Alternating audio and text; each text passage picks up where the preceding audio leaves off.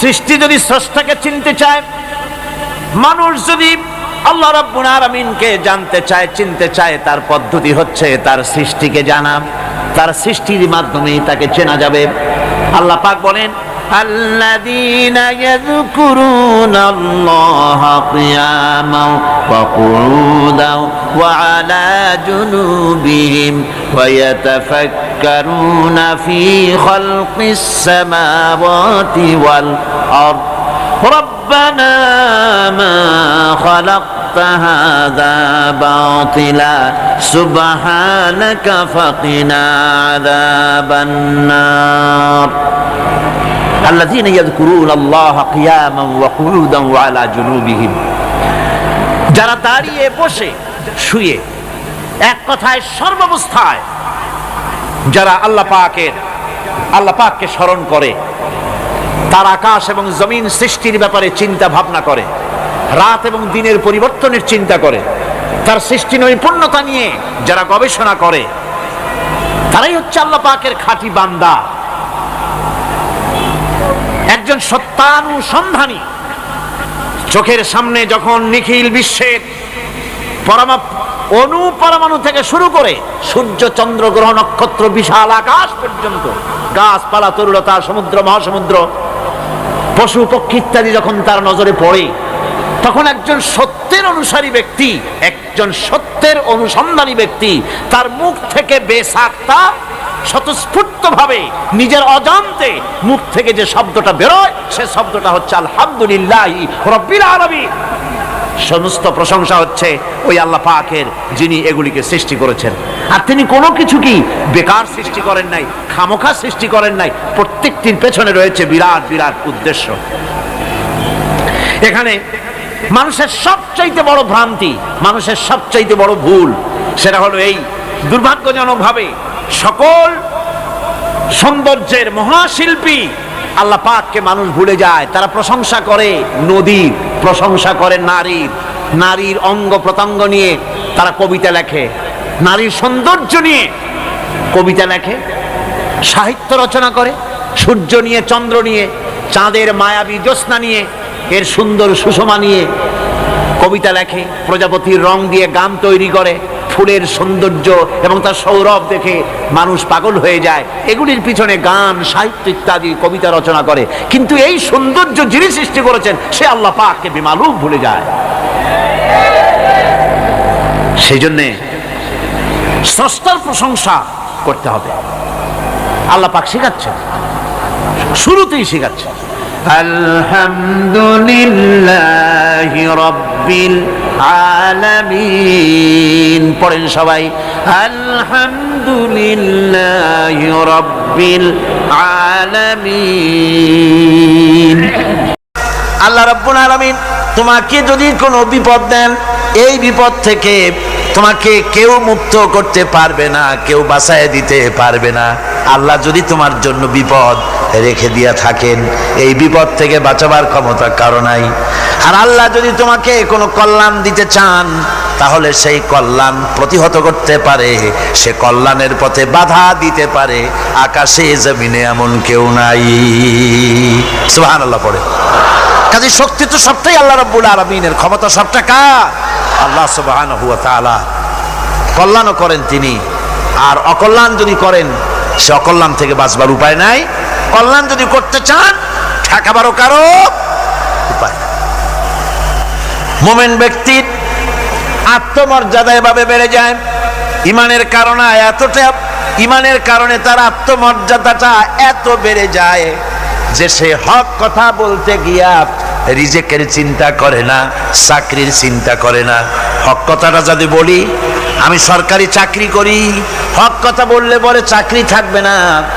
ইমামতি করি, হক কথা বললে পরে চাকরি থাকবে না। এই জাতীয় হীনমন্যতা তার মনের ভিতরে জায়গা পাবে না। যেহেতু কোরআন তারে শিখাইছে, কিসের ভয়? রিস্কের চিন্তা করো। রিস্কের চিন্তা করার কোনো দরকার নাই। কোরআন তোমাকে বলে দিয়েছে, ঈমান এনেছো তুমি যার উপরে, ইন্নাল্লাহা হুয়ার রাজ্জাকু যুল কুওয়াতিল মাতিন। নিশ্চিতভাবে আল্লাহই হচ্ছেন মহান রিজেক দাতা। নিরঙ্কুশ ভাবে রিজেকের চাবিকাঠি তারই হাতে। তা আমার রিজেক যদি আল্লাহর হাতে হয়, এটা যদি বিশ্বাস করি, তাহলে মেম্বারের উপরে দাঁড়িয়ে হক কথাটা বলতে ভয় পাই কেন? চাকরি করি, হক কথাটা বলতে পারি না কেন? সরকারের কাছে আমার রিজেক নয়, সেক্রেটারির কাছে, মুতাওয়াল্লির কাছে আমার রিজেক নয়। আমার খাদ্য কার কাছে? আমার রিজেক কার কাছে?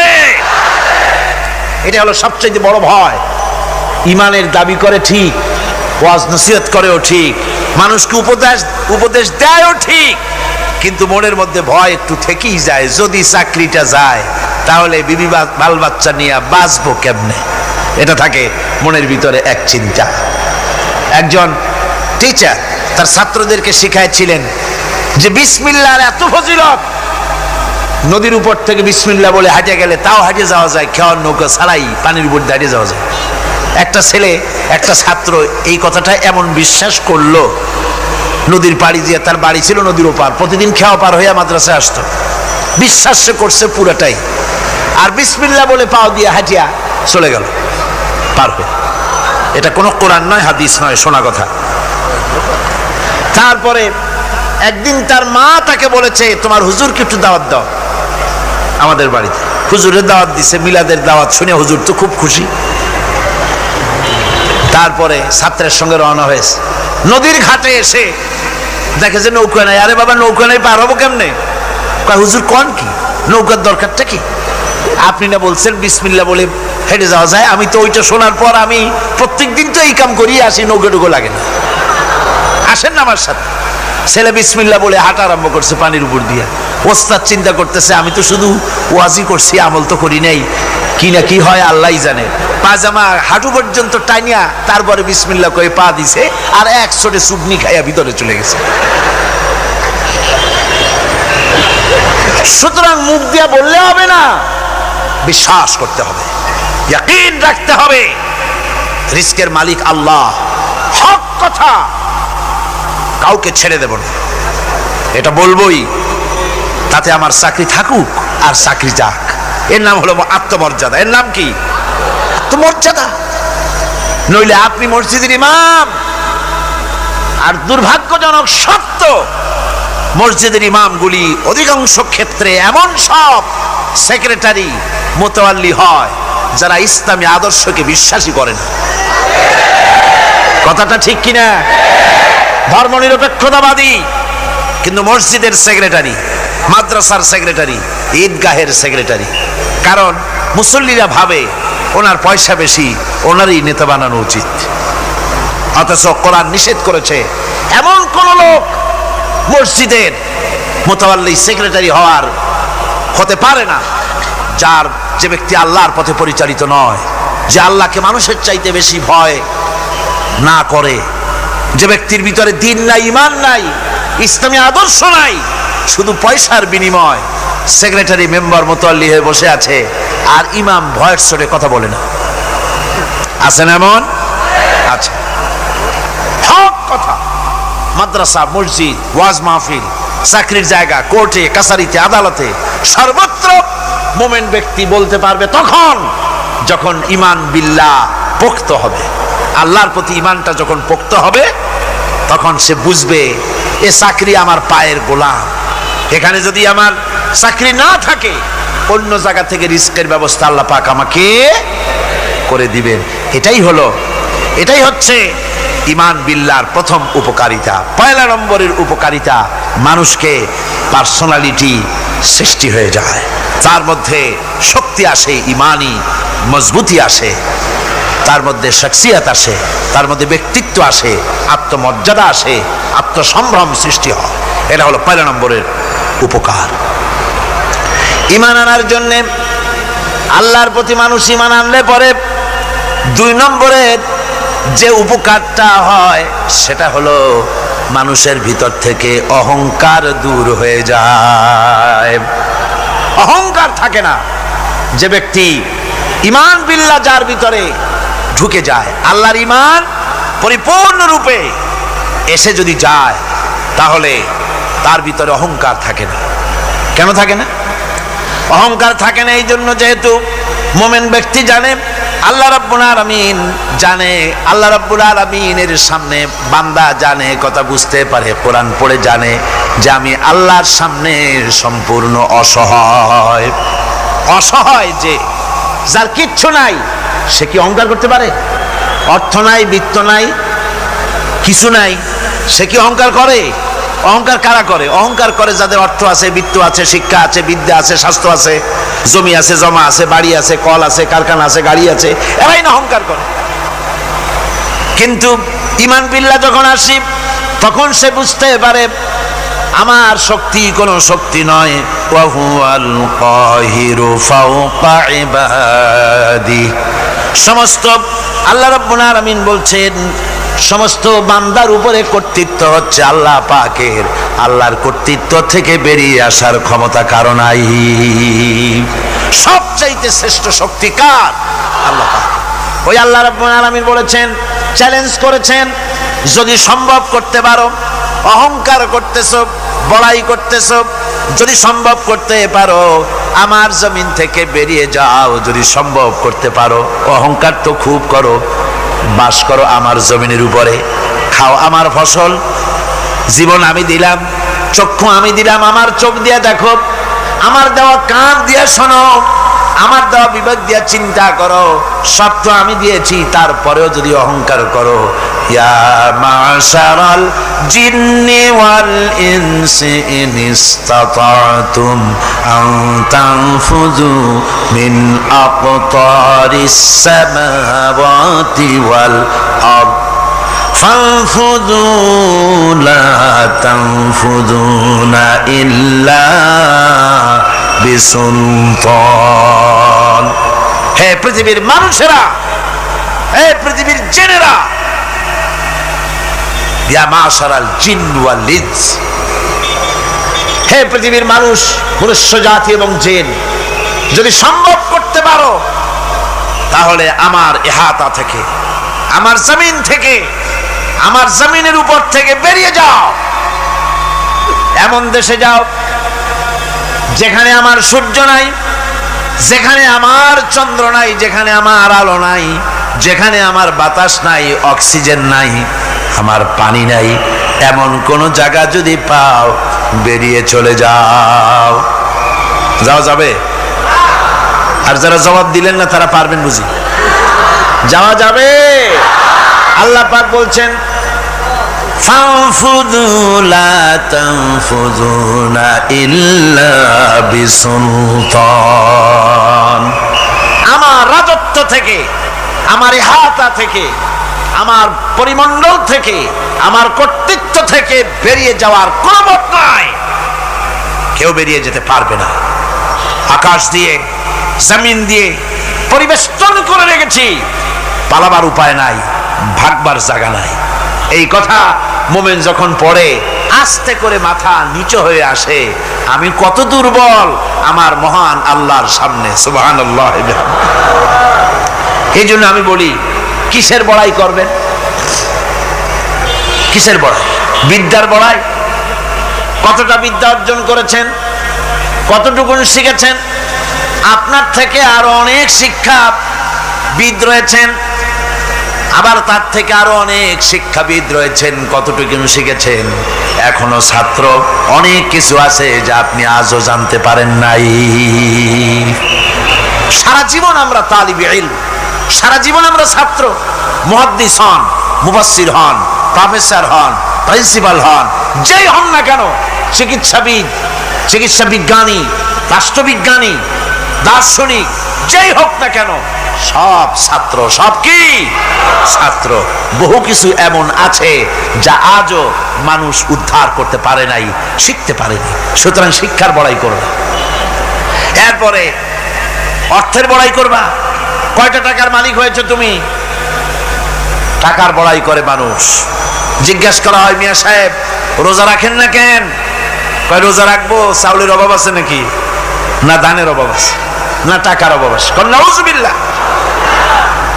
কত টাকা হয়েছে? আল্লাহ রাব্বুল আলামিন যদি ইচ্ছা করেন এমন রোগ দিয়া দিতে পারেন, হার্টের ভিতরে ক্যান্সার দিয়ে দিতে পারেন, ব্রেনের ভিতরে টিউমার দিয়ে দিতে পারেন, রক্তের ভিতরে ক্যান্সার দিয়ে দিতে পারেন, হাড়ের ভিতরে ক্যান্সার ঢুকায় দিতে পারেন। এমন রোগ হয়ে যেতে পারে ডাক্তারের 14 গোষ্ঠী গুলে খেলেও রোগ ভালো হবে না। সারা জীবন যত টাকা কামাই করেছেন গোষ্ঠী বেচতেও ঔষধের পয়সা হবে না। পারবে কিনা আমার আল্লাহ? জোরে বলেন পারবেন কিনা? পারবেন, প্রচন্ড ক্ষমতা। কাজী বান্দা যখন এগুলি পড়ে মাথাটা নিচু হয়ে আসে যে ক্ষমতা তো তার, বড়াই করার কোনো উপায় নাই। আমরা কিতাবের মধ্যে পড়েছিলাম, সেই আল মুস্তাতরফ একটা কিতাব ছিল, আলেমে পড়ানো হতো। মৌলানা শামসুদ্দিন সাহেব পড়েছেন নিশ্চয়ই? জি, ওলামারা পড়েছে। সেই কিতাবে আলেম ক্লাসে পড়ানো হতো তখন আমাদেরকে একটা আরবি সাহিত্য। ওই আরবি সাহিত্যের ভিতরে পড়েছিলাম, সেখানে এক জমিদার বিবাহ করেছে, তারপরে তার নবপরিণীতা স্ত্রীকে নিয়ে খেতে বসেছে। এমন সময় এক ভিক্ষুক এসেছে। জমিদার রাগ হয়ে দরজার কাছে দিয়ে বেচারাকে ধমক দিয়ে বের করে দিয়েছে, ভিক্ষা নেওয়ার আর তুমি সময় পাও না, আমি বিয়ে করেছি, নতুন বউ নিয়ে খাইতে বসছি, বেরো এখান থেকে। গলায় ধাক্কা দিয়া ফালাইয়া তারপরে তাড়াই দিছে। বাস কয়েক বছর পর এই জমিদারের জমিদারি গেল, টাকা গেল, পয়সা গেল, সব শেষ। বউ পুষবে এমন পয়সাও নাই, বউ তার থেকে বিচ্ছিন্ন হয়ে গেল, বউকে তালাক দিয়ে দিল।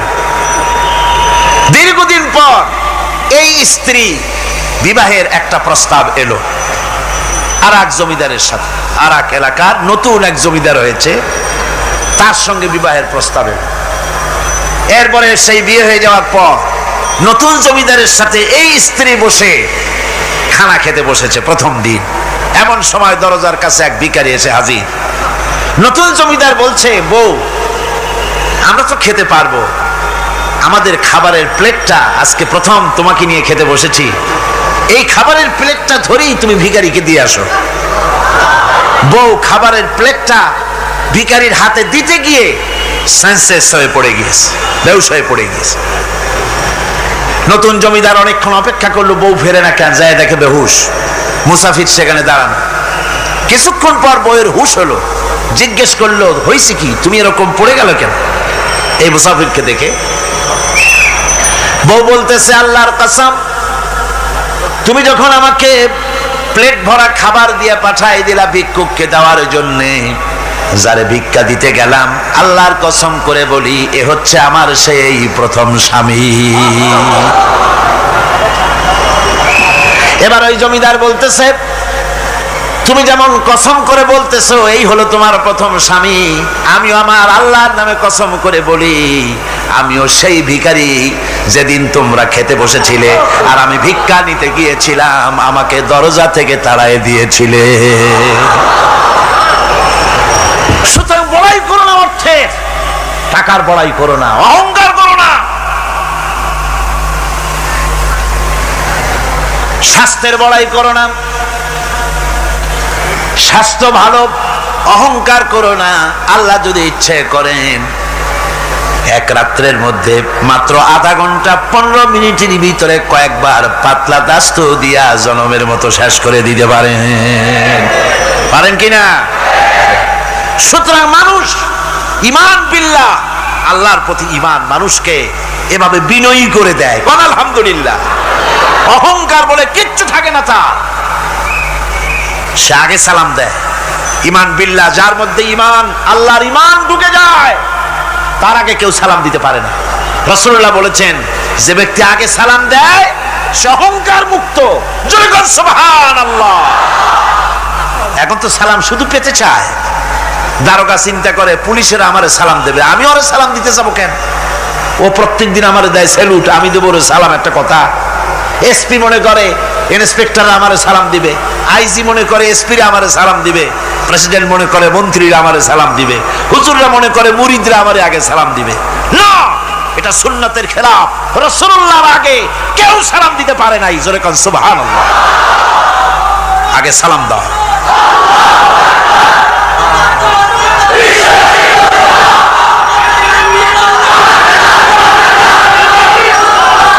এই সালামের প্রচলন মুসলমানদের মধ্যে বেশি বেশি হওয়া উচিত। আপনারা সালামের প্রচলন চালু করে দিবেন, বেশি করে চালু করবেন। বউরে সালাম দিবেন, বউ আপনাকে দেবে। ঘরের মধ্যে ঢুকবেন, ঢুকেই বলবেন আসসালামু আলাইকুম ওয়া রাহমাতুল্লাহি ওয়া বারাকাতুহু। বাইরের থেকে গেছেন, ঘরে ঢুকেই প্রথম সালাম দেন, বউ সালামের জবাব দেবে, বউ আপনাকে দেবে। বাচ্চাদের সালাম দেন, বাচ্চারা আপনাকে দিবে। এরকম সালামের প্রচলন চালু করেন। রাসূলুল্লাহ বলেছেন, মানে একটা গাছের আড়ালে এই সালাম হলো, লোকটা গাছের আড়ালে চলে গেছে, আবার দেখা হয়েছে, আবার সালাম দেন। এখন এই সালাম কমে গেছে, এখন সালামের পরিবর্তে অনেক কিছু হয়েছে। সালাম দেয়, তার জবাবও দেয় না। যদি বলে কেউ গরিব মানুষ সালাম দিয়েছে বড় লোক করে, আসসালামু আলাইকুম, ওয়ালাইকুম আসসালাম বলতে চায় না, একটু মাথা নাড়ে। তারপর জিজ্ঞেস করে, স্যার কেমন আছেন? এই যাচ্ছে, কেটে যাচ্ছে। কি কেটে যাচ্ছে? তোমার কল্লা? আলহামদুলিল্লাহ বলতে পারো না? অধিকাংশ ক্ষেত্রে যদি জিজ্ঞেস করেন কেমন আছেন, এই যাচ্ছে, কেটে যাচ্ছে। আপনার যত অসুখ হোক আগে বলেন আলহামদুলিল্লাহ, তারপরে অসুখের কথা বলেন। আপনার যদি কোনো অসুবিধা থাকে আগে আলহামদুলিল্লাহ কন, তারপরে অসুখের কথা কন। হযরত সুফিয়ান সাউরি রাহমাতুল্লাহ আলাইহি আল্লাহর একজন জবরদস্ত ওলি ছিলেন। একবার তার সামনে এক মুরিদ এসেছে, মাথায় একটা বড় রুমাল খিসিয়া বান্দা। জিজ্ঞেস করলেন, মিয়া তোমার এই মাথাটা এরকম বান্দা কেন? কয় যে হুজুর, মাথার যন্ত্রণায় অস্থির হয়ে গেছি, সেই জন্য মাথাটা বাঁধে রাখছি। এরকম ব্যথা কয়দিন হয়েছে? কয় যে না, সবসময় হয় না, বছরে 2-1 হইলেও পারে, না হইলেও পারে। বলে বছরে 2-1 মাথা ব্যথা হয়, সেই ব্যথাটা দড়ি দিয়া বান্ধা মানুষকে দেখাইলা যে আমার ব্যথা হয়েছে, অসুবিধাটা দেখালে, আর যতদিন ভালো ছিলে ওইটার প্রমাণ স্বরূপ মাথায় কি বান্ধা মানুষকে দেখাইছো। সুতরাং শুকরিয়া আদায় করো সব সময়। আলহামদুলিল্লাহ আলা কুল্লি হাল, সব অবস্থা আমি ভালো আছি, আমার থেকে আরো অনেক খারাপ আছে। সুতরাং সালামের প্রচলন তারাই করে বেশি যারা বিনয়ী হয়। অহংকার যাদের মধ্যে জায়গা পায় না। অহংকার পাবে কি করে? বান্দা কোরআন থেকে জেনেছে, ওয়াল্লাহুল গানিয়্যু ওয়া আনতুমুল ফুকারা। আল্লাহ রাব্বুল আলামিন বলেন, তোমরা হলে সবাই ফকির, তোমরা হলে সব মুকাবিক্কি, আর একমাত্র আল্লাহ রাব্বুল আলামিন বেনিয়াজ। আল্লাহই শুধু বেনিয়াজ, আর সব কি মুকাবিক্কি কার কাছে? আল্লাহর কাছে। এই জন্য বিনয়ী হতে হবে। এই যে জমিনটা বাস করি, জমিনটা কার? চিল্লায় কোন কার? লিল্লাহি মা ফিস সামাওয়াতি ওয়া মা ফিল আরদ। আকাশও তার, জমিনও। এই কথা যদি জানা থাকে, বিশ্বাস থাকে, তাহলে সেই ব্যক্তি অহংকার করতে পারে না, সে বিনয়ী হয়। ঈমান বিল্লাহ তাকে বিনয়ী বানায় দেয়।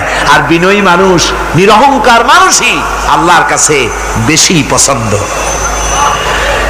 এই ঈমান তার ভিতরে এই কথা জাগ্রত করে দেয়। আমি যদি একটা গাড়ির মালিক হয়ে থাকি, আমি যদি একটা বাড়ির মালিক হয়ে থাকি, আমি যদি স্ত্রী পুত্র সন্তান পেয়ে থাকি, আমি যদি মন্ত্রী হয়ে থাকি, আমি যদি কিছু পেয়ে থাকি, আমার হাতের কামাই দ্বারা পাই নাই। আল্লাহ শিখাই দিচ্ছেন, ওয়ামা বিকুম বিনিমাতিন ফামিনাল্লাহ। যত নেয়ামত তোমরা পেয়েছো সব আল্লাহ রাব্বুল আলামিন দিয়েছেন। জোরে বলেন সুবহানাল্লাহ। দাতাকে ভুলে যেও না, আল্লাহর কাছে বিনয়ী হও। সমস্ত নেয়ামত একমাত্র তিনি দিয়েছেন। ঈমান বিল্লাহর দ্বারা মানুষের এই গুণ সৃষ্টি হয়, এই উপকার হয় মানুষের, যে সে বিনয়ী হয়ে যায়। আল্লাহ পাক কোরআনে কারীমের মধ্যে আরো বলেন, ওয়ালা তামশি ফিল আরদি মারহান ইন্নাকা লান তাখরিকাল আরদা ওয়ালান তাবলুগাল জিবালা তুলা। ওয়ালা তামশি ফিল আরদি মারহান, আমার এই জমিনের উপরে অহংকার করে হেঁটো না। আল্লাহ পাক নিষেধ করেছেন, জমিনের উপরে অহংকার করে হেঁটো না। এই জমিনের উপরে অহংকার করে হাঁটতে গিয়া তুমি পদাঘাত করে আমার জমিনটারে ফাটাই দিতে পারবে না, আবার অহংকার করে লাভ দিয়া আমার পাহাড়টার উচ্চতাও ছাড়াই যেতে পারবে না। যখন তুমি পাহাড়ের উচ্চতা ছাড়াতে পারবে না, যখন জমিনটারে লাথি মেরে ফাটাই দিতে পারবে না, তখন আবার অহংকারটা কিসের? কিসের অহংকার? নিজের দিকে তাকাও, তোমারে আমি বানাইছি কি দিয়া? তোমার পেটের মধ্যে কি, তোমার শরীরের মধ্যে কি? মলমূত্র দিয়ে পেটটা ভরা, আর দুনিয়ায় এসেছো এক ফোঁটা নাপাক পানি দিয়ে। যে নাপাক পানি ফোঁটা শরীর থেকে বেরিয়ে গেলে পরে গোসল ওয়াজিব হয়ে যায়, ফরজ হয়ে যায়, এমন একটা নাপাক পানি যার জন্মের উৎস, তার তো অহংকার করা শোভা পায় না। অহংকার করবেন কেবলমাত্র কে? চিল্লায় বলেন কে? হাদিসে কুদসির ভিতরে এসেছে, আল্লাহ পাক বলেছেন অহংকার হচ্ছে আমার ইজার, অহংকার হচ্ছে আমার চাদর। যে ব্যক্তি অহংকার করে সেজন্য আমি আল্লাহর চাদর নিয়ে টানাটানি করে। জোরে কর নাউজুবিল্লাহ, চিল্লায় কর নাউজুবিল্লাহ।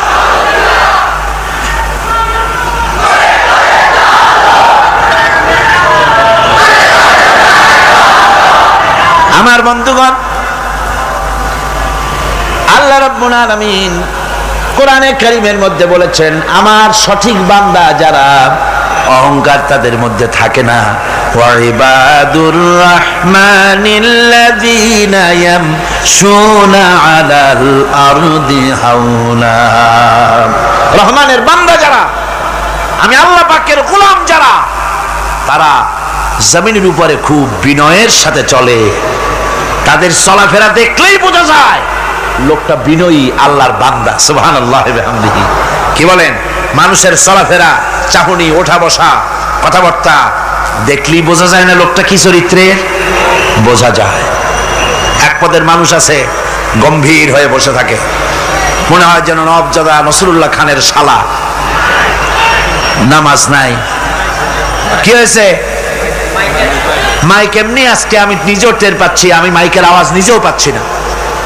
মাইকটা ভালো করে দেন মাইকের অপারেটর, আর জোরে সোরে একটু জিকির করেন লা ইলাহা ইল্লাল্লাহ, লা ইলাহা ইল্লাল্লাহ, লা ইলাহা ইল্লাল্লাহ।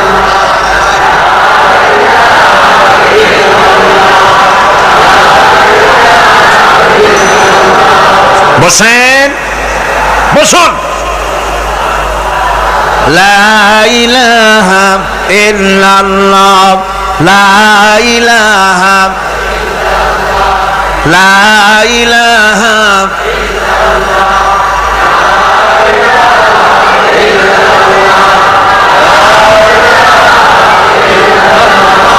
লা ইলাহা ইল্লাল্লাহ মুহাম্মাদুর রাসূলুল্লাহ। বন্ধুগণ, আল্লাহর প্রতি ঈমান আনলে পরে যে গুণ সৃষ্টি হয়, যে গুণাবলী সৃষ্টি হয়, সেই গুণের মধ্যে 2 নম্বরের গুণটা আমি বললাম, বিনয় এবং বিনম্রতা সৃষ্টি হয়, অহংকার মুক্ত হয়ে যায়। এটা হলো 2 নম্বরের উপকার। 1 নম্বরের উপকার হচ্ছে মর্যাদা সৃষ্টি হয়। 2 নম্বরে কি হয়? অহংকার মুক্ত হয়ে যায়। আল্লাহ রাব্বুল আলামিনের উপরে ঈমান আনলে পরে, ঈমান বিল্লাহ যখন এসে যায় ভিতরে, আল্লাহর প্রতি যখন ঈমান পরিপূর্ণতা লাভ করে, তখন তার 3 নম্বরের উপকার যেটা হয় সেটা হলো সে নির্ভীক হয়ে যায়, তার মধ্যে বীরত্বের সৃষ্টি হয়। জোরে বলেন আলহামদুলিল্লাহ। ঈমানদার লোক কোনোদিন কাপুরুষ হয় না। ঈমানদার লোক কাপুরুষ হয় না, বীর পুরুষ হয়। আর পৃথিবীতে কাপুরুষেরা কোনো ইতিহাস সৃষ্টি করতে পারে না। বীর পুরুষ জীবনে মরে একবার, আর কাপুরুষ মরে জীবনে বারবার। পাতিশিয়ালের ডাক শুনে চিতই পড়ে। ট্রাকের টায়ার পাংচার হয়েছে, আওয়াজ শুনে হার্ট ফেল করে। এই হলো যারা নাকি ইমানের দিক থেকে দুর্বল, তাদের এই অবস্থা। আর ইমানদার যারা, তারা বোমার আওয়াজ শুনে পালায় না, বরং আহত সিংহের মতো আওয়াজ যেদিকে হয়েছে সেদিকে ছোটে গিয়ে দেখে তার কোনো ভাই আহত হয়েছে কিনা।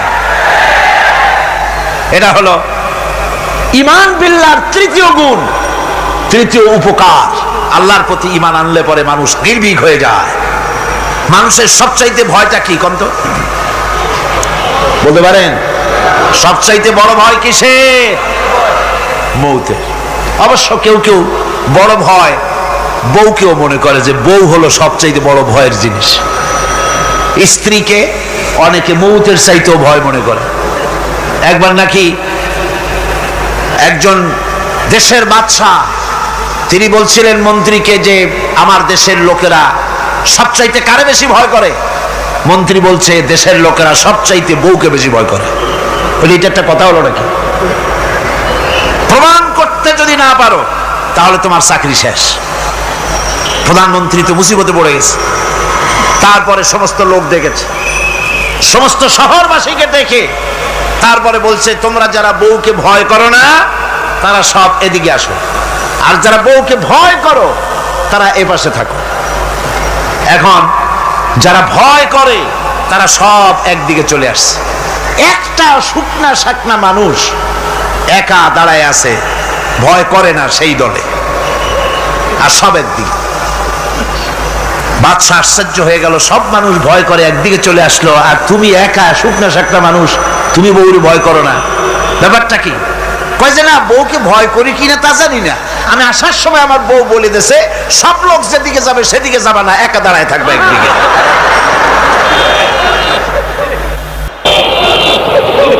কাজেই মানুষেরা ভয় করার ব্যাপারে ভয়ের নানান রকমের দিক আছে, কিন্তু প্রকৃতপক্ষে এটা একটা উপমা দিলাম আমি মাত্র। প্রকৃতপক্ষে মানুষের কাছে সবচাইতে বড় ভয় হলো মৃত্যুর ভয়। সবচাইতে ভয় কিসের ভয়? মানুষের ভিতরে যখন ঈমান বিল্লাহ এসে যায়, আল্লাহর প্রতি যখন সে পরিপূর্ণরূপে ঈমান যখন আনে, তখন তার ভিতরে এই চিন্তা আসে মৃত্যু তো আমার হবে, মৃত্যু থেকে পালাবার উপায় নাই। পালাবার উপায় যদি থাকতো তাহলে না হয় অবশ্যই ভয় পেতাম না, কিন্তু মৃত্যু থেকে তো পালাতে পারবো না, তখন কাপুরুষ হবো কেন? তখন তো বীর পুরুষের মতো জীবন দিতে হবে। কিসের মতো দিতে হবে জীবন? আল্লাহ রাব্বুল আলামিন কোরআনে কারীমের মধ্যে বলে রেখেছেন, ঈমানদার লোক আল্লাহরে যে বিশ্বাস করে তার বড় উপকার হলো মওতকে পরোয়া করে না। মওতকে পরোয়া করে না বলে তার পক্ষে সমস্ত কাজ সহজ হয়ে যায়। কোরআন বলতেছে, কুল ইন্নাল মাউতাল্লাযী তাফিরুনা মিনহু ফাইন্নাহু মুলাকীকুম। মরণ তোমার, মরণ থেকে পালাও তুমি, মরণ তোমায় লইবে ঘিরি। মরণ থেকে পালাও তুমি, মরণ তোমায় লইবে ঘিরি। যদিও সুদূর আকাশ পানে লুকাও সেথায় লাগিয়ে সিঁড়ি। হে মহারোগের চিকিৎসক নাই, নাই সে ঔষধ জগতে। খুঁজিয়া কাতর হইলে কি হবে, পারিবে না তারে ফিরাতে। এ মৃত্যু আসবেই, মৃত্যুর হাত থেকে বাঁচবার কোন উপায় যখন নাই, তখন সেই মওত কাপুরুষের মওত কেন হবে? ঈমান এই উপকার করে মানুষকে, বুকটারে বড় বানায় দেয়। মানুষ শুকনা হতে পারে কিন্তু কলিজাটা বিরাট হয়, তার কলিজাটা বড় হয়ে যায়, আল্লাহর ভয় তার মধ্যে আসে। যেহেতু সে জানে, কোরআনে কারীমের মধ্যে আল্লাহ পাক বলেছেন, আইনামা তাকুনু ইউদরিকুমুল মাউতু ওয়ালাউ কুনতুম ফি বুরুজিম মুশাইয়াদা। আল্লাহ পাক বলেন, দুর্ভেদ্য দুর্গের ভিতরে যদি তুমি পালায় থাকো, মৃত্যু সেখানে গিয়া তোমারে খুঁজে বের করবে, এড়াতে পারবে না। একজন তার বাড়িতে কুত্তা দিয়া বাড়ি ভরে ফেলেছে। ঘরের কুত্তা, খাটের নিচে কুত্তা, ড্রয়িং রুমে কুত্তা, বেডরুমে কুত্তা। তার বন্ধু এসে বলে, ভাই তোমার বাড়ি এত কুত্তা কেন? আগে তো তুমি এত কুত্তা পাগল ছিল না, এত কুত্তা পালতেছো কেন? কয় যে ওয়াজ শুনে আসছে। আশ্চর্য কথা, ওয়াজ শুনে তুমি কুত্তা পালা আরম্ভ করলা? কয় যে না, সব কথা শুনে নাও না আগে। বলে কি? কয় যে ওয়াজের মধ্যে শুনলাম রাসূলুল্লাহ বলেছেন যে বাড়িতে কুত্তা থাকে ঘরের মধ্যে আর প্রাণীর ছবি থাকে ওখানে নাকি ফেরেশতা আসে না। তা আমি কুত্তা রেখে দিছি, ঘরের থেকে বাইর হই না, আজরাইল আসতেও পারবে না, আমার জানও কবজ হবে। বন্ধু ছিল খুব চালাক। বন্ধু কয় যে ও কুত্তাওয়ালা বন্ধু, বুঝলাম আজরাইল আসবে না, কিন্তু কুত্তা কি কিয়ামত পর্যন্ত বাঁচে না মরে? কয় যে না ভাই, কুত্তা তো মরে। কয় কুত্তা মারে যে ফেরেশতায়, তোমারে মারবে সেই ফেরেশতায়। পালাবা কেমনে? পালাবার উপায় নেই। যেখানেই থাকে, বাড়িতে হোক, গাড়িতে হোক, দেশে হোক, বিদেশে হোক, মৃত্যু যখন আসবে, মৃত্যুর হাত থেকে এড়াবার কোন উপায়। আমার বন্ধুগণ, মৃত্যু থেকে বাঁচবার কোনো উপায় নাই। এজন্য এই ক্ষণস্থায়ী জীবনের সুখময়, অনন্তকাল সুখময় জীবনকে মানুষেরা, ইমানদার লোকেরা জলাঞ্জলি দিয়ে চির সুখময় আল্লাহর জান্নাতে যাওয়ার জন্য জীবন দিতে মোটেও তাদের বাধে না। জীবন দিতে হবে আল্লাহর রাস্তায়। যখন মরবই, বাসা যখন যাবে না, বাসা কি যাবে? চিল্লা এখন যাবে? রাসূলুল্লাহ যখন বাঁচেন নাই, কত বড় কথা! আল্লাহ রাসূল যখন বাঁচেন নাই, তো পৃথিবীতে কে বাঁচবে? রাসূলের যখন ইন্তেকাল হয়েছে, সবাইকে মরতে হবে, কোনো সন্দেহ নাই। সন্দেহ আছে? মরা লাগবে। সেই মওতটা ঈমান বিল্লাহ, আল্লাহর প্রতি ঈমান আনলে পরে ওই মওতের ভয় আর থাকে না। মনটা তখন নির্ভীক হয়ে যায়, সে বীর হয়ে যায়। তখন তার মন বলে, মরা যখন লাগবে, জীবনটা যিনি দিয়েছেন তার জন্য দিয়ে দেই না কেন? জীবন যিনি দিয়েছেন তার জন্য দিয়ে দেই। বদরের যুদ্ধ, রাসূল করিম সাল্লাল্লাহু আলাইহি ওয়াসাল্লাম লোক তৈরি করতেছেন, সৈন্য রিক্রুট করতেছেন। বদরের যুদ্ধ, আমার ভাইরা, চারটিখানি কথা নয়, বদরীদেরকে আল্লাহ মাফ করে দিয়েছেন। সুবহানাল্লাহ। বদরের যুদ্ধ বড় মারাত্মক যুদ্ধ। এ জিহাদ হবে, বাপ তরবারি ধরবে ছেলের বিরুদ্ধে। মক্কা থেকে ছেলে আসছে কাফের, ছেলে তরবারি ধরবে বাপের বিরুদ্ধে, মামু ধরবে ভাগ্নার বিরুদ্ধে, ভাই ধরবে ভাইয়ের বিরুদ্ধে। এটা কি আপনি সোজা মনে করেন? কোন সোজা মনে করেন? আমার বন্ধুগণ, বদরের যুদ্ধ শেষ হয়ে যাওয়ার পর হযরতে আবু বকর সিদ্দিক রাদিয়াল্লাহু তাআলা আনহুর সঙ্গে ছেলে আব্দুল্লাহর দেখা হয়ে গেল। ছেলে তখনও কাফের। ছেলে বলে, বাবাজি, আমার আব্বা আবু বকর বদরের প্রান্তরে, আমি আমার তরবারির সামনে আপনাকে কয়েকবার পেয়েছিলাম, কিন্তু আপনি আমার পিতা বলে আমি কিছুই করতে পারি নাই। হযরতে আবু বকর বলেন, আব্দুল্লাহ রে শোনো, আল্লাহর কসম করে বলি, তুমি তো আমার তরবারির সামনে পেয়ে ছেড়ে দিয়েছো, কিন্তু আমি আমার মাবুদের কসম করে বলি, বদরের মাঠে একটি বারও যদি আবু বকরের চোখের সামনে তুমি পড়ে যেতে, আল্লাহর কসম আমার তরবারি তোমারে মাফ করে দিত না। তুমি কাফের, আমি মুসলমান। তোমার সাথে আমার সম্পর্ক পিতা পুত্রের স্নেহের সম্পর্ক হতে পারে তখন যখন আদর্শের প্রশ্ন মিল হবে, নইলে তুমি কাফের, আমি মুমিন। পিতা হিসাবে স্নেহ তোমার যেটা পাওয়া দরকার আমার কাছে, সেই স্নেহ থেকে তুমি বঞ্চিত থাকবে। এই যুদ্ধে সৈন্যদেরকে রিক্রুট করা সোজা ব্যাপার ছিল না। হুজুর সাল্লাল্লাহু আলাইহি ওয়াসাল্লাম সাহাবীদেরকে তৈরি করতেছেন জিহাদের জন্য। কিভাবে কথাটা পারবেন, হুজুর কথা গোছায় বলতেছেন। হযরত বর্ষিয়ান সাহাবী হযরত মিকদাদ রাদিয়াল্লাহু তাআলা আনহু হুজুরের অবস্থা বুঝতে পারতেছেন। হযরত মিকদাদ দাঁড়িয়ে গেলেন হুজুরকে সাহস দেওয়ার জন্য। হযরত মিকদাদ দাঁড়িয়ে গিয়ে বলছেন, ইমদি বিনা ইয়া রাসূলুল্লাহ হাইসুমা তাশা, আয় হাইসুমা আমারাকাল্লাহ। হে রাসূল, আপনি আমাদের নিয়ে চলুন যেদিকে আপনার খুশি, অর্থাৎ আল্লাহ আপনাকে আমাদেরকে নিয়ে যেদিকে যেতে বলেন সেদিকে নিয়ে যান। ইন্না লা নাকুলু লাকা কামা ক্বালা বনি ইসরাঈল লিমূসা আলাইহিস সালাম ইযহাব আনতা ওয়া রাব্বুকা ফাকাতিলা ইন্না হাহুনা কাঈদুন। আমরা মুসা আলাইহিস সালামের উম্মত না। সুবহানাল্লাহ। হুজুর কি খুশি হচ্ছেন এই বক্তৃতা শুনে, মেঘদাদের বক্তৃতা শুনে হুজুর কি খুশি হচ্ছেন।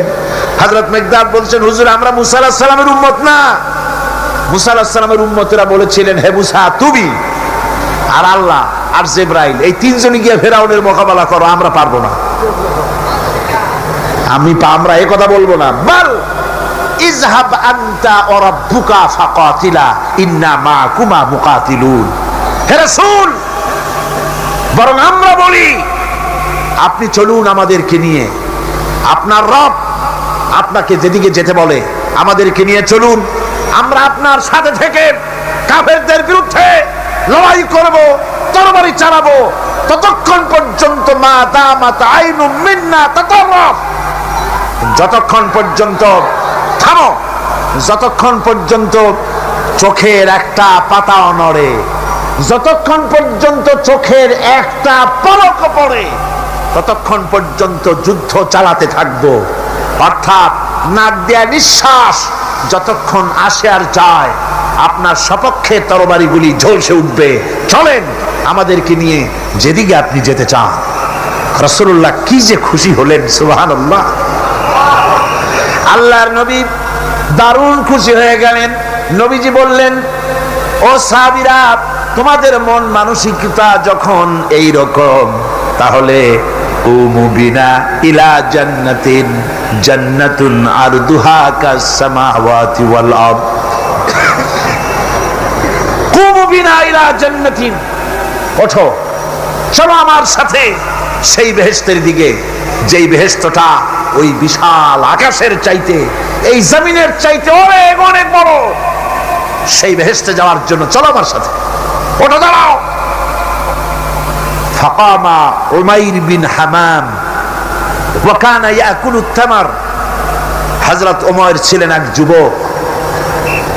দেখেন না এই যে যুবকরা দাঁড়ায় আছে অনেক, এইরকম একজন যুবক দাঁড়িয়ে খোরমা খাচ্ছিলেন। যুবকরা যেমন দাঁড়ায় দাঁড়ায় বাদাম খায়, ছোলা ফলায় দেয়, ওই রকম দাঁড়িয়ে দাঁড়িয়ে তিনি খোরমা চাবাচ্ছিলেন আর খোরমার বিচিগুলি ফেলায় দিচ্ছিলেন। তিনি বললেন, অকালা বাখবাখ।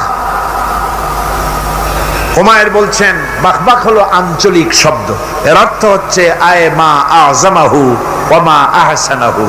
হে রাসূল, কি সুন্দর কথা আপনি বললেন, কি বড় কথা আপনি বললেন।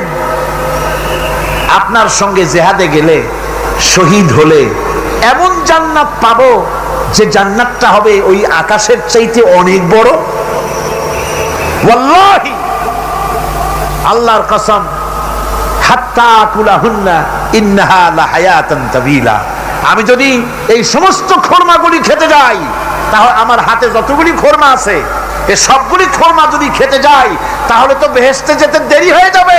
রামাবিহিন্না, হাতের সবগুলি খোরমা নিক্ষেপ করে ফেলে দিয়ে জিহাদের ময়দানে ঝাঁপায় পড়বে। আমার বন্ধুগণ, জিহাদের ময়দানে ঝাঁপায় পড়ে হযরতে ওমর লড়তে লড়তে নিজে ওমর হযরতে ওমরের শাহাদাত বরণ করলেন, তিনি শহীদ হয়ে গেলেন। জিহাদের শেষে যখন শুহাদায়ে বদর, যখন জানাজা হবে, একজন সাহাবী দেখিয়ে দিলেন, হুজুর এই হলো সেই ওমর যিনি জান্নাতের খোঁজ খবর শুনে হাতের খোরমাগুলি খাওয়ার সময় পায় নাই। খোরমাগুলি সব খাইতে গেলে জান্নাতে যেতে দেরি হয়ে যাবে, এই জন্য খোরমা ফেলে দিয়ে জিহাদে অংশগ্রহণ করেছিল। এই হলো সেই ওমরের লাশ। আল্লাহর নবী হযরত ওমরের দিকে আঙ্গুল দিয়া বললেন, ওমর, যেই জান্নাতের জন্য খোরমা খাওয়ার তর তোমার সয় নাই, তাড়াতাড়ি করে এসে শহীদ হয়েছো, আমি নবী সাক্ষী দিচ্ছি, ইন্নাকা মিন আহলিহা, আমি সাক্ষ্য দিচ্ছি অবশ্যই তুমি আল্লাহর জান্নাতি, অবশ্যই তুমি বেহেশতে যাবে। সুবহানাল্লাহ, তুমি বেহেশতের অধিবাসী। সুতরাং আল্লাহ রাস্তায় যারা জীবন দেয় ঈমান বিল্লাহর কারণে, তার ভিতরে ইমান মজবুত হয়ে যায়, মৃত্যুকে পরোয়া করে না। মৃত্যু হয় তার পায়ের বৃত্ত, মৃত্যু আমার গোলাম, মরা আমার লাগবেই। জীবনটা যিনি দিয়েছিলেন, জীবনটা তাকে দিতে, তার রাস্তায় দিতে আপত্তি আছে? চিল্লা এখন আপত্তি আছে? আমার বন্ধুগণ, আল্লাহর রাস্তায় যারা এভাবে জীবন দেয়, ওদের সম্পর্কে রব্বুল আলামিন বলেন, ওয়ালা তাহসাবান্নাল্লাযীনা কুতিলু ফি সাবিলিল্লাহি আমওয়াতান বাল আহইয়াউন ইনদা রাব্বিহিম ইউরযাকুন। যারা নাকি আমার রাস্তায় জীবন দিল, আমার রাস্তায় যারা জীবন দিয়েছে, নিহত হয়েছে, তাদেরকে তারা মৃত্যু হয় নাই, বরং তারা জীবন লাভ করেছে। এই মরণের বিনিময় আর এক জীবন তারা লাভ করেছে, যেই জীবনে তারা আল্লাহর কাছে চলে গেছে এবং রব্বুল আলামিনের কাছ থেকে তারা রিজেক প্রাপ্ত হয়। আল্লাহর কাছে তারা রিজেক পায়। আর এই মৌত হচ্ছে শ্রেষ্ঠ মৌত, শাহাদাতের মৌত। কিসের মৌত? শাহাদাতের মৌত। আমার বন্ধুগণ, জীবনের পরোয়া মুমিনের সবচেয়ে বড় উপকার আল্লাহর পর ঈমান আনার। জীবনের পরোয়া সে করে না, কারণ রাসূলুল্লাহ বলেছেন শাহাদাতের মৌতের যন্ত্রণা, শরীরে যদি কেউ চিমটি কাটে, খামসি কাটে, একটা চিমটি দিলে যতটুকু ব্যথা লাগে, মৃত্যুর শাহাদাতের এই মৃত্যুর যন্ত্রণা এর থেকে বেশি কিছু না। কিতাবের ভিতরে এসেছে, ফেরাউনের স্ত্রী আসিয়া যখন ফেরাউনকে মানে নাই, শেষ পর্যন্ত ফেরাউন অর্ডার দিয়া দিল, আসিয়ারে মারো। মারার জন্য তক্তার ভিতরে হাজার হাজার প্যারাক মারো। তক্তায় প্যারাক মারা হলো, তক্তা তারে উল্টায় দিল, প্যারাক গুলো খাড়া হয়ে গেল। প্যারাক বোঝেন কিনা? প্যারাক বোঝেন? প্যারাক গুলো খাড়া হয়ে গেল। ফেরাউন বলল, এর উপরে আসিয়াকে ফুট করে শোয়াই দাও, এরপরে চতুর্দিক থেকে পিটাইতে থাকো, যতক্ষণ পর্যন্ত আমার উপরে ঈমান না আনে মারতেই থাকো। প্যারাকের উপরে নারী দেহ আসিয়াকে শোয়াই দেওয়া হলো, আর চতুর্দিক দিয়ে আঘাত করা হচ্ছে। লোহাগুলি শরীরের ভিতরে ঢুকে যাচ্ছে, শত শত লোহা শরীরের ভিতরে ঢুকে যাচ্ছে। এমত অবস্থায় আল্লাহ রাব্বুল আলামিন ডেকে বলেন, ফেরেশতারে, আমার ফেরেশতারা, আমার আসমানের সব দরজাগুলি খুলে দাও। আমার আসিয়া মৃত্যুর আগে, প্রাণ বেরিয়ে যাওয়ার আগে আমার জান্নাতটা দেখে যেন প্রাণটা বেরিয়ে যায়। আল্লাহর এই রাস্তায় মানুষ জীবন দিতে কুণ্ঠাবোধ করে না। যদি ঈমান বিল্লাহ, আল্লাহর প্রতি ঈমান মজবুত হয়ে যায়, তার জীবনের মোটেও পরোয়া হয় না। জীবন দিয়েছেন আল্লাহ, এই জীবন দিব, কাকে ফিরায় দেব? আল্লাহ। এই জন্য আল্লাহ পাক বলেছেন, ইন্নাল্লাহা ইশতারা মিনাল মুমিনিনা আনফুসাহুম ওয়া আমওয়ালাহুম বিআন্না লাহুমুল জান্নাহ। আমি আমার মুমিনের জান এবং মাল সবটা খরিদ করে নিয়েছি, বিনিময়ে মুমিনকে আমার বেহেশত দিয়ে দিয়েছি। তোমার জানটাও আমার, মালটাও আল্লাহ। সুতরাং জান মাল তো আমার, আমার রাস্তায় জান দাও, মাল দাও। মুমিনের এই শক্তি বাড়ে, মুমিনের ভিতরে এই ঈমান সৃষ্টি হয় আল্লাহর প্রতি ঈমানের কারণে। নির্ভীক সে বীর হয়ে যায়, তার ধারণা এটা হয়, ঈমানের ব্যাপারে মজবুত হয় যে পৃথিবীর সমস্ত শক্তি একত্রিত হয়ে যদি আমাকে চেষ্টা করে, আমার এক গাছা পশম বাঁকা করতে পারবে না, যদি না আল্লাহর হুকুম না থাকে। সুবহানাল্লাহ। কোরআনে কারিমে রব্বুল আলামিন বলেন, ওয়া মা হুম বিদারিনা বিহি মিন আহাদিন ইল্লা বিইজনিল্লাহ। আল্লাহ রাব্বুল আলামিনের সুস্পষ্ট কথা হলো এই যে আল্লাহর বিনা অনুমতিতে কেউ তোমার কোনো ক্ষতি করতে পারবে না। জোরে কোন সুবহানাল্লাহ। কেউ ক্ষতি করতে পারবে না। আবার নির্ধারিত সময় আসার আগে মৃত্যু তোমার হবে না।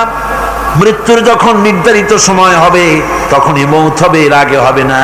আল্লাহ পাক বলেছেন ওয়ামা কানা লিনাফসিন আন তামুতা ইল্লা বিইذনিল্লাহি কিতাবাম মুআজ্জালা।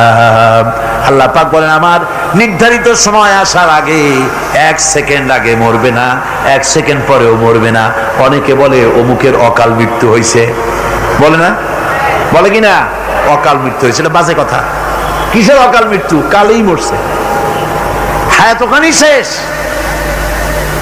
হায়াত থাকতে 1 সেকেন্ড আগে 1 সেকেন্ড পরে মৃত্যু হবে না।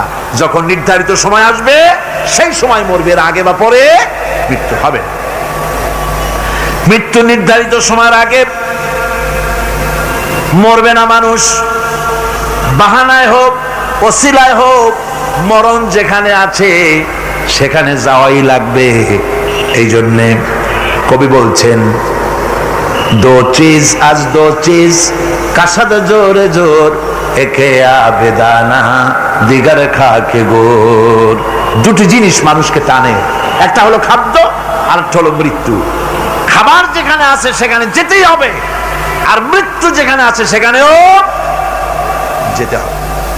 কোরআনে কারিমে রব্বুল আলামিন বলেন কুল লাউ কুনতুম ফি বুয়ুতিকুম লাবারাযাল্লাযীনা কুতিবা আলাইহিমুল কাতলু ইলা মাদাজিহিম।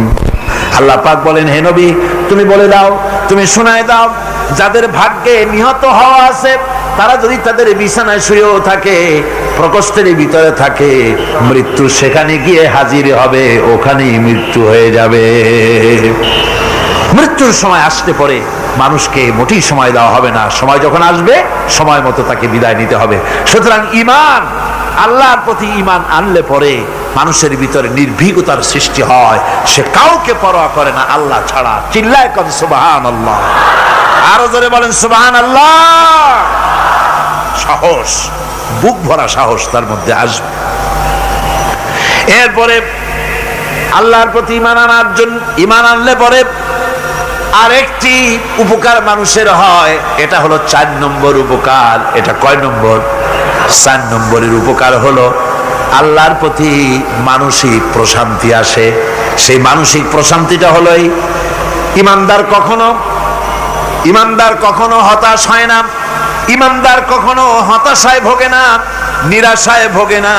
যেহেতু কোরআন শরীফের ভিতরে আল্লাহ পাক বলেছেন আল্লাহর রহমত থেকে কেবল কাফেররা ছাড়া আর কেউ নিরাশ হয় না। আল্লাহর রহমত থেকে নিরাশ হয় কারা? যেরকম কারা নিরাশ হয়? আর কেউ আল্লাহর রহমত থেকে নিরাশ হয় না। সুতরাং আল্লাহর প্রতি এই আশা ভরসা, আল্লাহর প্রতি এ ধরনের একটি প্রশান্তি মনের মধ্যে থাকে, সে হতাশ হয় না। কারণ আল্লাহর প্রতি ঈমান আশায় তার বুক বেঁধে দেয়। আল্লাহ পাক কোরআনে কারীমের মধ্যে বলেছেন আল্লাযী খালাকানি ফাহুয়া ইয়াহদিন। আল্লাহ ইব্রাহিম আলাইহিস সালামের মুখ দিয়ে কথা বলেছেন, আল্লাহ হচ্ছেন তিনি যিনি আমাকে সৃষ্টি করেছেন আর আমার হেদায়েতের রাস্তাও তিনি দেখিয়ে দিয়েছেন। ওয়াল্লাযী হুয়া ইউতঈমুনি ওয়া ইয়াসকিন। আর আমি যখন ক্ষুধার্ত হই তিনি আমারে খাওয়ান, আর আমি যখন তৃষ্ণার্ত হই তিনি আমারে পান করান। কে খাওয়ান? কে খাওয়ান আর পান করান কে? আল্লাহ পাক বলেন ওয়াইদা মারিতু ফাহুয়া ইয়াশফিন। ইব্রাহিম আলাইহিস সালামকে দিয়ে আল্লাহ এই কথাও বলালেন, আমি যখন অসুস্থ হই আমারে রোগ মুক্ত কে করে দেয়? বলেন না কে করে দেয়? আল্লাহ রাব্বুল আলামিন রোগ মুক্ত করে দেন। হযরত আইয়ুব আলাইহিস সালামের ঘটনা কোরআনে কারীমের মধ্যে আল্লাহ রাব্বুল আলামিন উঠায় দিয়েছেন, বলে দিয়েছেন যাতে করে মুমিনেরা মনের মধ্যে আল্লাহর প্রতি আশা ভরসা আনতে পারে। রোগ হয়েছে হযরত আইয়ুব আলাইহিস সালামের, এত অসুখ, অসুখে রোগে শোকে আত্মীয় স্বজন স্ত্রী পুত্র পরিজন সব তারে ছেড়ে গেল, গায়ে পোকা হয়ে গিয়েছে। 1 বছর 2 বছর নয়, বছরের পর বছর ধরে রোগাক্রান্ত অবস্থায় আইয়ুব আলাইহিস সালাম আছেন। এবার সমস্ত শরীর ছেড়ে জিহ্বার মধ্যে পোকা হওয়া শুরু হয়ে গেছে। হযরত আইয়ুব আলাইহিস সালাম জিহ্বায় যখন পোকা শুরু হয়ে গেল, আল্লাহর দরবারে তখন তিনি ফরিয়াদ করে বলেছিলেন, রব্বুল আলামিন, সারা শরীরে পোকা ধরলো, শরীর জরা জরা হয়ে গেল, রোগে শোকে শেষ হয়ে গেলাম, কোনো শিকায়ত করি নাই, এবার তো কথা না বলে পারি না মাবুদ, তুমি দয়া করে আমার জিহ্বায় পোকা দিও না, আমার জিহ্বাটা পোকা ধরেছে, দয়া করে পোকা জিহ্বায় দিও না, কারণ আমার জিহ্বায় যদি পোকা হয়ে যায় তাহলে তোমার মতো আল্লাহর জিকির আমি কি দিয়া করব, আমার জিহ্বাটা ভালো রাখো আল্লাহ। হযরত আইয়ুব আলাইহিস সালাম পড়েছিলেন, আন্নী মাসানি আদ-দুররু ওয়া আনতা আরহামুর রাহিমিন। আয় আল্লাহ, আমি রোগাক্রান্ত হয়ে পড়েছি আর তুমি তো রহমান রহিম। দোয়া মঞ্জুর হলো, আল্লাহ পাক আইয়ুব আলাইহিস সালামকে রোগ মুক্ত করে দিলেন। রোগ হলে পরে কে সেরে দেয়? কে সেরে দেয়? আল্লাহর প্রতি এই আশা, এই ভরসা, এই চিন্তা থাকতে হবে। আল্লাহ পাক বলেন, যখন আইয়ুব আমার কাছে দোয়া করলো আমিও জবাব দিয়া দিলাম, কোন সুবহানাল্লাহ। আল্লাহ পাক বলেন, ফাকাশাফনা মা বিহি মিন দুররিন ওয়া আতাইনাহু আহলাহু ওয়া মিসলাহুম মাআহুম রাহমাতাম মিন ইনদিনা।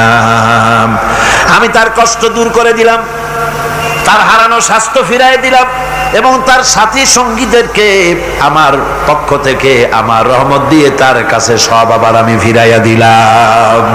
সুতরাং মুমিন ব্যক্তি কখনো হতাশ হবে না। চতুর্দিকে দেখে বিপদ আর বিপদ, এই বিপদে সে হতাশ হয় না, আশায় বুক বেঁধে থাকে। নিরাশার আধারে তুমি হে আশার নূর, যেখানে বেরোবার কোনো পথ নাই সেখান থেকে পথ বের করে দেয় কে? চিল্লায় কোন কে দেয়? আমার আল্লাহ পাক। দেখেন হযরত ইউসুফ আলাইহিস সালাম হারায় গেলেন, মানে তার 11 ভাই ইউসুফ আলাইহিস সালামকে কুয়ার মধ্যে ফেলাই দিলেন, আর এসে তারা বলল যে ইউসুফ আলাইহিস সালামকে বাঘে খায়া ফেলেছে। এটা কি গল্প নাকি? এটা কোথায় আছে? কোরআন শরীফের মধ্যে আছে। ওই 11 ভাই মনে করেছিল ইউসুফ আলাইহিস সালামকে কুয়ার মধ্যে ফেলাই দিলাম, এ কুয়ার মধ্যে পচে মরবে, শেষ হয়ে যাবে। কিন্তু ওই 11 ভাই জানে না এটা কোনো কুয়া নয়, এটা হলো একটা সুড়ঙ্গ পথ, এটা হলো একটা টানেল। এক মুখে ইউসুফকে ফেলাই দিল 11 ভাই, কুয়ার আরেক মুখ থেকে আল্লাহ হযরত ইউসুফকে বের করে মিশরের সিংহাসনে বসায়া দিলেন। ওরা বোঝে না, তাই চিরকাল পাপীরা আল্লাহর বান্দাদেরকে, আল্লাহর দ্বীনের গোলামদেরকে অত্যাচার করে, মনে করে শেষ করে ভালাবো, কিন্তু শেষ আল্লাহর গোলামেরা হয় না, ওরাই শেষ হয়। ঠিক কিনা কর? জোরে বলেন ঠিক কিনা? ভাইরা আমার, হযরত ইয়াকুব আলাইহিস সালাম ছেলের চিন্তায় চিন্তায় চোখ দুটো অন্ধ হয়ে গেছে, কাঁদতে কাঁদতে চোখ অন্ধ হয়ে গেছে। কিন্তু হতাশ হন নাই, কারণ হতাশ হবে কেবলমাত্র কাফেরেরা। হতাশ হয় কারা? আল্লাহ বলেছেন হতাশ হয় কাফের, ইমানদার কখনো হতাশ হয় না। হযরত ইয়াকুব আলাইহিস সালাম ছেলে হারাইয়া কি বলতেছেন শোনেন। আল্লাহ তার কথা কোরআনে কারীমের ভিতরে আল্লাহ কি সুন্দর করে উঠায়া দিয়েছেন। হযরত ইয়াকুব পড়তেছেন, ফাসাবরুন জামিলুন আসাল্লাহু আইয়াতিয়ানি বিহিম জামিআন ইন্নাহু হুয়াল আলিমুল হাকীম। ফাসাবরুন জামিল, ধৈর্য ধারণ করাই এখন আমার জন্য উত্তম। আমি এখন ধৈর্য ধারণ করব, হয়তো শীঘ্রই আল্লাহ আমার যাদের হারাইছি তাদের সকলকে আল্লাহ আমার কাছে ফিরিয়ে দিবেন। তিনি সুবিজ্ঞ, তিনি প্রচন্ড ক্ষমতার মালিক। আশায় বুক বেঁধে থাকলেন তিনি। আর ইউসুফ আলাইহিস সালাম আজকে প্রেসিডেন্ট, তিনি মিশরের কি তিনি 11 ভাই গেছে সেইখানে খাবার আনার জন্য। হযরত ইউসুফ আলাইহিস সালামের চিনতে কোনো কষ্ট হয় নাই, ওরা তো চেনে নাই, কিন্তু ইউসুফ আলাইহিস সালাম চিনে ফেলেছেন। হযরত ইউসুফ কোনো প্রতিশোধ নিলেন না। হযরত ইউসুফ পরিচয় দিলেন আর বললেন, ভয় পাইও না, খাদ্য তোমাদেরকে দিয়া দিব। তোমাদের ব্যাপারে আমার বক্তব্য হচ্ছে, লা তাসরিবা আলাইকুমুল ইয়াউম, তোমাদের বিরুদ্ধে আমার কোনো ক্ষোভ নাই, বিদ্বেষ নাই, মাফ করে দিলাম। এই জামাটা নিয়ে যাও, আমার আব্বার জন্য এই জামাটা নিয়ে যাও। জামা নিয়ে যাচ্ছে মিশর থেকে। কোথায় কেনান, কোথায় মিশর? মিশর থেকে ইউসুফ আলাইহিস সালামের জামা নিয়ে ছেলেরা কেনানের দিকে যাচ্ছে, আর এদিকে হযরত ইয়াকুব বলতেছেন, আমি যেন আমার নাকের ভিতরে ইউসুফের গন্ধ পেতেছি। সুবহানাল্লাহ। জামা চলে এলো, চোখের উপরে তিনি রাখলেন, আল্লাহ চোখ ভালো করে দিলেন। সুবহান। ভাইরা আমার, এই জন্য যারা আল্লাহর উপরে ভরসা করে, আল্লাহর ঈমান যাদের মধ্যে এসে যায়, ঈমান বিল্লাহর বড় উপকার হলো সে হতাশ হয় না, যত বড় বিপদ হোক হতাশ হয় না। দেখেন ইউসুফ আলাইহিস সালাম কি কেমন করে জুলাইখা ঘেরাও করে ফেলে দিয়েছে, দরজা বন্ধ, তালা বন্ধ, জানালা বন্ধ, ছিটকানি মারা, খিল মারা, তালা দেওয়া, বেরোবার কোনো পথ নাই, চতুর্দিকে নগ্ন চিত্র। এবার জুলাইখার প্রবৃত্তিকে চরিতার্থ করতে হবে, খারাপ কাজ করতে হবে, বেরোবার পথ নাই। হযরত ইউসুফ আলাইহিস সালাম তিনি জানেন দরজা সব বন্ধ, পালাবার পথ নাই, কিন্তু আল্লাহ রাব্বুল আলামিনকে তিনি ভয় করলেন। যুবক মানুষ, আল্লাহ রাব্বুল আলামিনকে ভয় করলেন। রব্বুল আলামিনকে ভয় করে তিনি তালাবদ্ধ দরজার দিকে দৌড় মারলেন। রব্বুল আলামিন আপন কুদরতে সবগুলি দরজা খুলে দিলেন।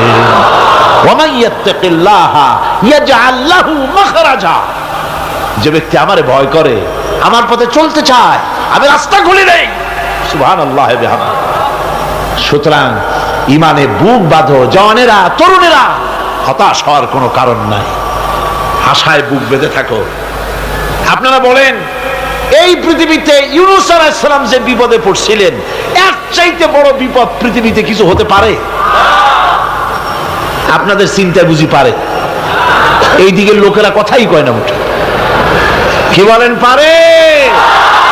এত বড় বিপদ চিন্তাও করা যায়।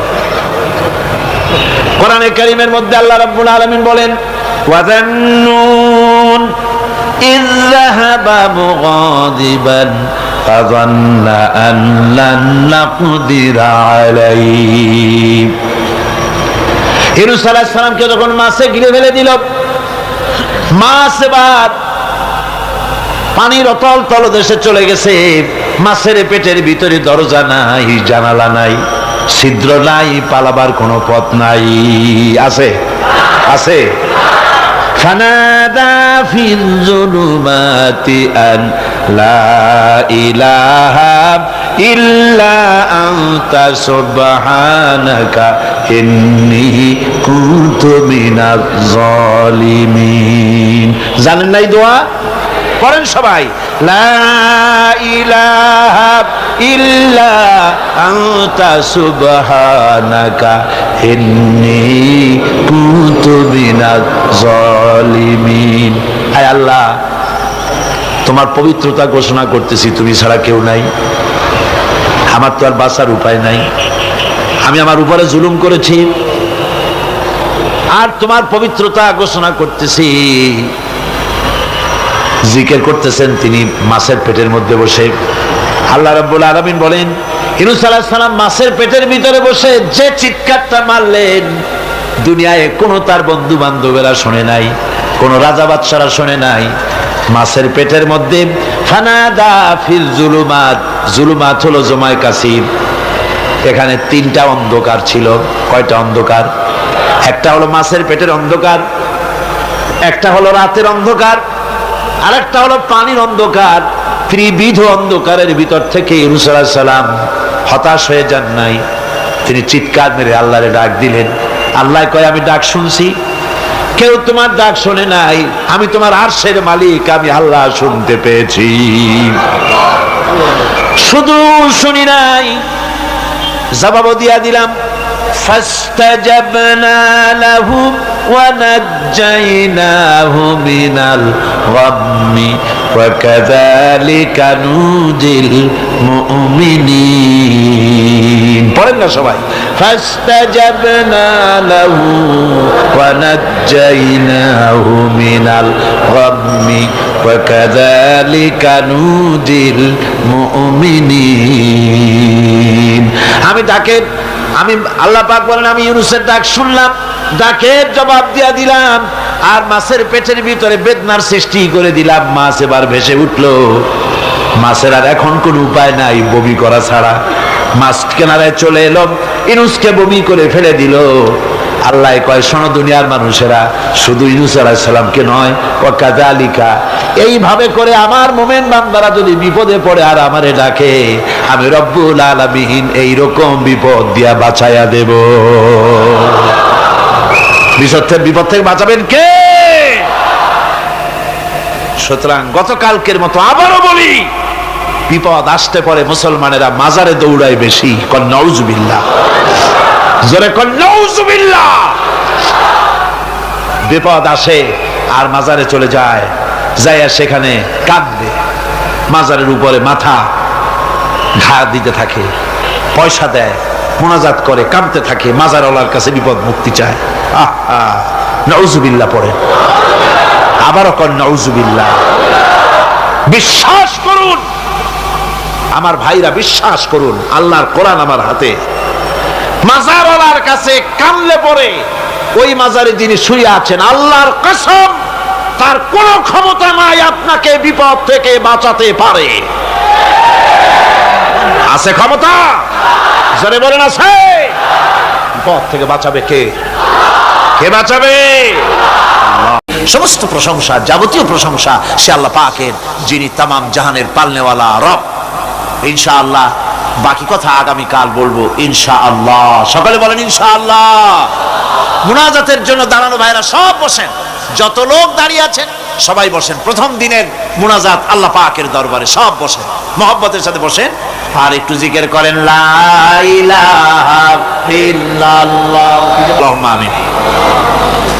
রব্বানা যালামনা أنفسنا وإن لم تغفر لنا وترحمنا لنكونن من الخاسرين ربنا لا تزغ قلوبنا بعد إذ هديتنا وهب لنا من لدنك رحمة إنك أنت الوهاب হায় আল্লাহ তাআলা, এই বিশাল জনসমুদ্র নিয়ে তোমার দরবারে হাত তুলেছি।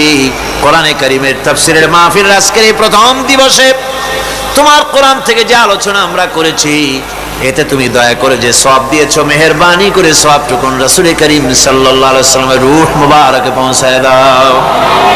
तमाम পৃথিবীর মাটির নিচে যত মুমিন মুমিনাত শুয়ে আছে তাদের আরওয়াহের পরে সওয়াব পৌঁছায় দাও। আয় আল্লাহ তাআলা, এই বিশাল মাহফিলের আয়োজন যারা করেছেন, আল্লাহ পাক তুমি তাদেরকে কোরআনের খাদেম বানায়া দাও। বাস্তব জীবনে কোরআন আমল করার তৌফিক তুমি দয়া করে দান করে দাও। আয় আল্লাহ তাআলা, আয় আল্লাহ তাআলা, আজকে যারা ইসলাম কবুল করলেন, নিজের বাপ দাদার ধর্ম পরিত্যাগ করে যারা মুসলমান হলেন, আয় আল্লাহ পাক তোমার দ্বীনের খাদেম তারা হতে পারে তৌফিক তাদেরকে দিয়ে দাও।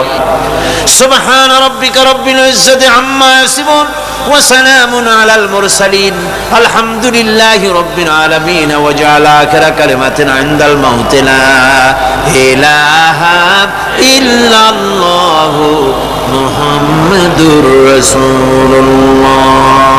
আসসালামু আলাইকুম ওয়া রাহমাতুল্লাহ।